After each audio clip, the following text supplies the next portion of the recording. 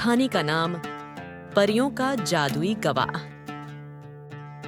एक समय की बात है, पहाड़ों के बीच बसे एक छोटे से गांव पारिजातपुर में लोग सादगी और प्रेम से भरा जीवन जीते थे। इस गांव के पास एक घना जंगल था जिसे लोग परियों का वन कहते थे। कहा जाता था कि वहां परियां रहती हैं, लेकिन किसी ने उन्हें देखा नहीं था। गांव में एक नटखट लड़की थी जिसका नाम चुलबुली ऐब था। चुलबुली को परियों की कहानियां सुनना बहुत पसंद था। उसकी दादी उसे अक्सर जंगल के बारे में कहानियां सुनाया करती।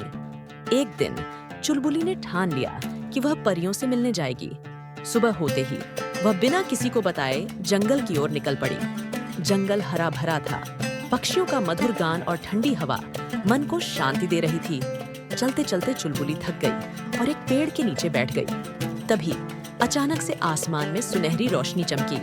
चुलबुली ने देखा कि एक प्यारी सी परी, जिसकी पंख रेशम जैसे चमक रहे थे, उसके सामने खड़ी थी। परी ने मुस्कुराते हुए कहा, तुम यहाँ क्यों आई हो, प्यारी बच्ची? चुलबुली ने उत्साह से कहा, मैं परियों से मिलने आई हूँ। दादी कहती हैं, परियां बहुत दयालु होती हैं।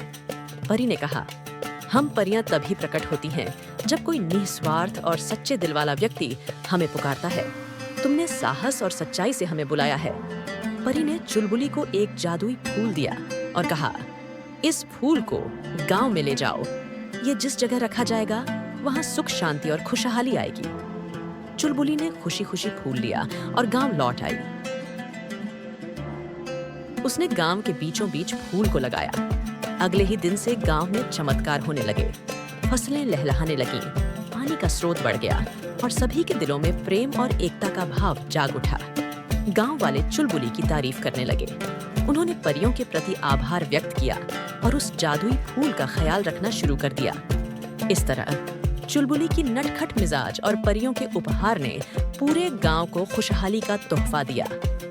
सीख: सच्चे दिल और निस्वार्थ प्रयास से चमत्कार हो सकते हैं।